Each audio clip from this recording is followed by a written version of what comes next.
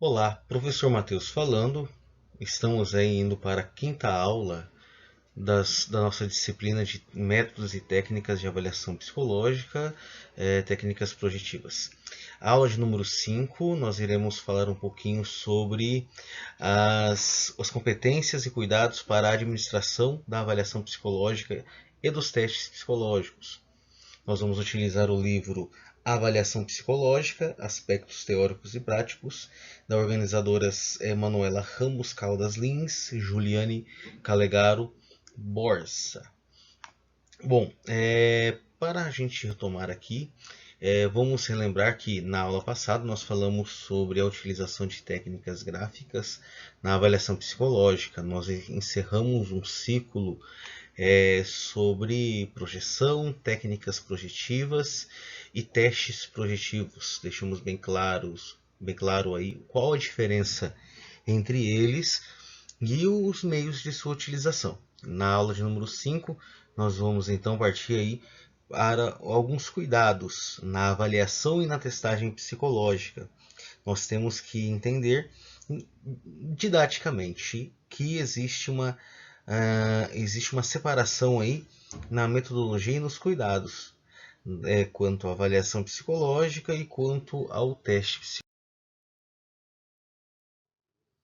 Introdução. Então, durante muito tempo, alguns profissionais confundiram, e ainda alguns confundem, o conceito de testagem e também de avaliação psicológica. A testagem são técnicas utilizadas para mensurar fatores de personalidade, cognição, interesses e fatores emocionais também. Nós podemos utilizar aí várias técnicas como entrevista, dinâmica, observação e os testes psicológicos. E existe um cuidado tanto para a avaliação psicológica como também para os testes psicológicos.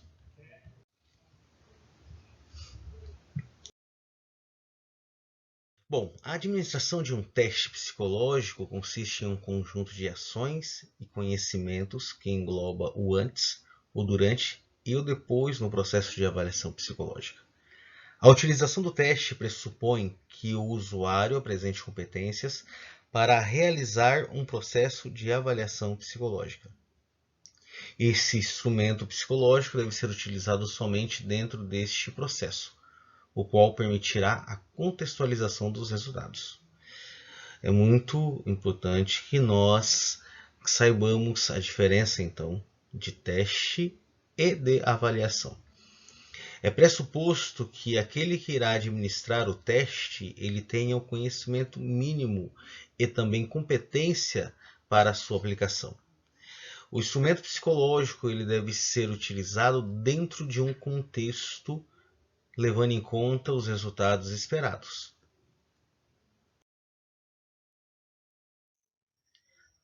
Antes de continuarmos, nós iremos falar um pouquinho sobre a avaliação psicológica, sua definição norteadora. Conforme o Conselho Federal de Psicologia, no ano de 2013, é a descrição da avaliação psicológica como um processo técnico e científico realizado com pessoas ou grupos de pessoas.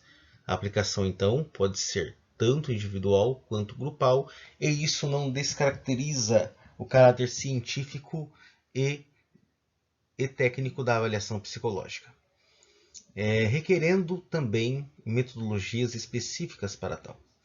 A avaliação psicológica é dinâmica e constitui de fontes de informação de caráter explicativo sobre o fenômeno psicológico ao qual a gente está avaliando. Existe uma finalidade de subsidiar o trabalho nos diferentes campos de atuação. A gente pode falar da saúde, educação, trabalho, entre outros setores que se fizer necessário.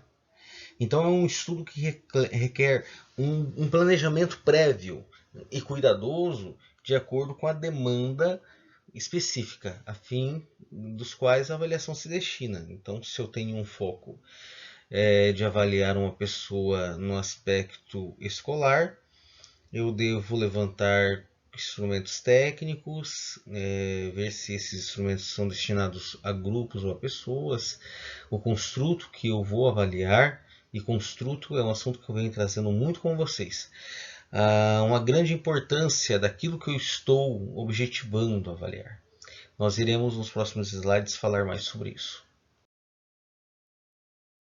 Bom, vamos falar agora sobre as etapas de uma avaliação psicológica. Lembrando que uma avaliação psicológica se difere de um psicodiagnóstico pelo seu caráter clínico, ou seja, o psicodiagnóstico tem o foco em uma avaliação clínica e a avaliação psicológica não. Todo psicodiagnóstico é uma avaliação psicológica, mas nem todo psicodiagnóstico é uma avaliação psicológica. As etapas. Bom, primeiro passo, levantar perguntas sobre o motivo da consulta e assim formular hipóteses iniciais e objetivo da avaliação. Eu preciso entender qual é o objetivo ao qual eu estou avaliando o sujeito. Então, se eu estou avaliando um processo infantil, né, o meu público o meu paciente ali, o avaliado, é uma criança, eu devo formular as hipóteses iniciais e saber também o objetivo daquela avaliação. Eu preciso fazer um planejamento, né, do início, meio e fim. Quantos encontros serão? Qual o horário? Quem eu devo requisitar? Eu preciso também selecionar alguns instrumentos ao qual eu estarei utilizando. Para isso eu preciso fazer a escolha deles. E eu preciso também fazer uma busca de dados por meio quantitativo e qualitativo. Então, alguns testes eles irão fornecer dados quantitativos que eles geram alguns fatores, né, entre baixo, médio e alto, e o qualitativo, que é qualificar o resultado apresentado. Aquele resultado que eu encontro na minha avaliação, o que ele significa, o que ele representa no meu processo de avaliação.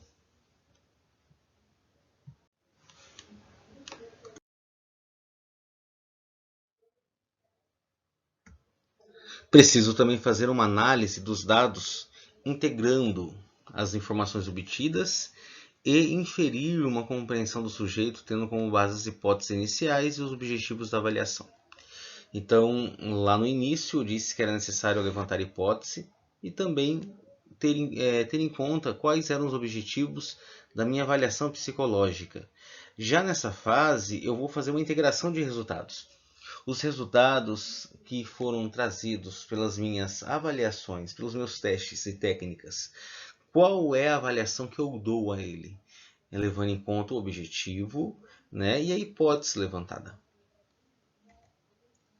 E por fim, preciso comunicar sobre os resultados advindos da avaliação, orientando as próximas etapas do caso e finalizar o processo. Comportamentos que o psicólogo deve desempenhar para a realização da avaliação. Primeiro, eu preciso identificar a razão do encaminhamento e as questões iniciais. Então, lá no item, né, levantamento de objetivos, de hipóteses, eu preciso aí saber qual o motivo que trouxe aquele avaliado a fazer a avaliação comigo. Eu preciso fazer um levantamento de dados psicológicos, sociais, médicos, profissionais, escolares, entre outros que fizeram necessário sobre o sujeito e pessoas significativas, sendo muitas vezes necessária a informação de terceiro, como pais, professores, médicos, etc. e demais fontes. Bom, eu faço uma pausa aqui, porque quando a gente fala de dados psicológicos, sociais, médicos, eu estou falando no histórico pessoal desse sujeito. O histórico de vida desse sujeito, em todos os quesitos, né, de uma forma bem geral. Mas isso ainda não é o bastante. Investigar a história clínica do sujeito, que como se desenvolveu a patologia, ou se ele teve alguns momentos ao qual observou-se tal comportamento, faz-se necessário também investigar a história pessoal procurando fatores similares com a situação atual. Existe alguma circunstância no passado que remete ao que está sendo vivido hoje? Esses dois itens é muito utilizado na avaliação psicológica, e quando eu falo de histórico clínico, para entender, eu vou dizer assim que eu estou fazendo uma avaliação psicossocial.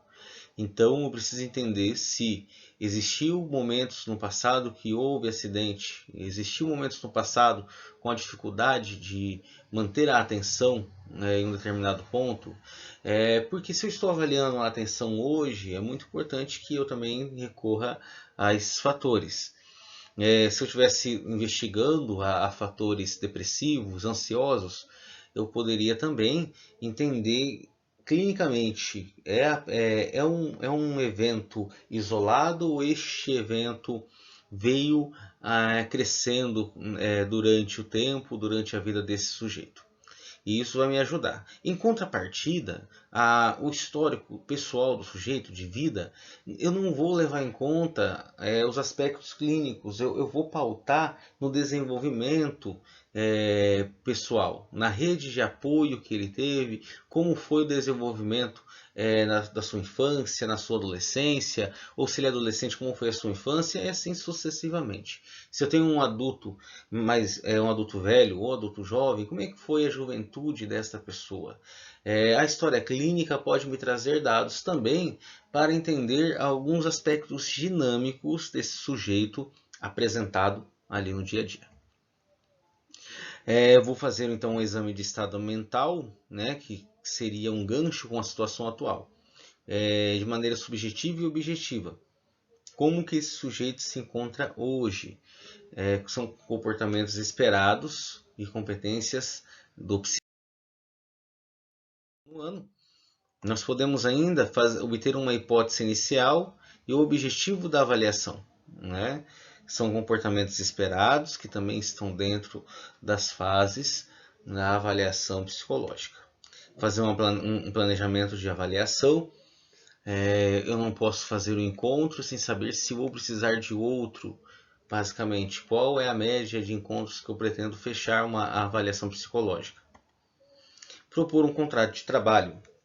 O contrato de trabalho é essencial para que fique claro tanto o contrato psicológico como o contrato formal de prestação de serviço ao sujeito. Ele precisa ter claro aquilo ao qual ele está contratando ou aquilo que ele está realizando no momento. Também o comportamento que o psicólogo deve desempenhar é administrar o teste. Então, administrar o teste é saber a sua aplicação, tempo de duração, local adequado, etc.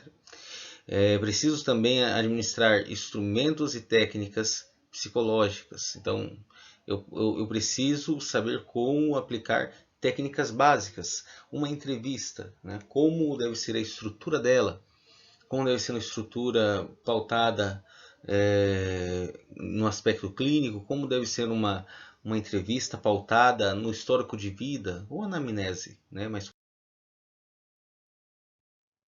dentre os comportamentos ainda, a gente deve esperar do psicólogo que ele faça um levantamento de dados quantitativo e qualitativo, que ele integre e obtenha informações de forma organizada, de forma relevante, tendo como referência o objetivo da avaliação. Eu não vou trazer aspectos não coerentes na avaliação. Salvo engano, se estiver trazendo um risco a esse sujeito. Então, eu fui convidado a fazer uma avaliação clínica no conceito, no fator da educação, né, educacional, para medir aí fatores de atenção desse sujeito. Bom, no momento da avaliação eu posso estar identificando um abuso, né, um comportamento abusivo por parte dos pais, por parte de alguém indireto, e aí eu posso, às vezes, também, às vezes não, né, prontamente tomar a iniciativa conforme código de ética. Preciso comunicar os resultados, quando necessário, por meio de documento, mas sempre com uma entrevista devolutiva na qual caso pertinente, sejam feitos encaminhamentos para o benefício do sujeito. A avaliação psicológica deve levar em conta e deve trazer benefícios para quem está passando por ela. Ela não pode ser, por exemplo, uma entrevista para demissão. Olha, nós vamos demitir 3 aí, eu vou agora fazer a avaliação para ver quem que vai primeiro. O psicólogo não pode aceitar tal tipo de comportamento e postura. E aí finalizamos o processo. Então são comportamentos típicos que o psicólogo é esperado do psicólogo. Bom, no próximo vídeo nós vamos falar sobre as 26 competências para a administração do processo de avaliação psicológica e dos testes psicológicos. Eu vou finalizar esse vídeo e no próximo vídeo a gente continua falando um pouquinho sobre as competências na administração de testes e avaliação. Muito obrigado, grande abraço.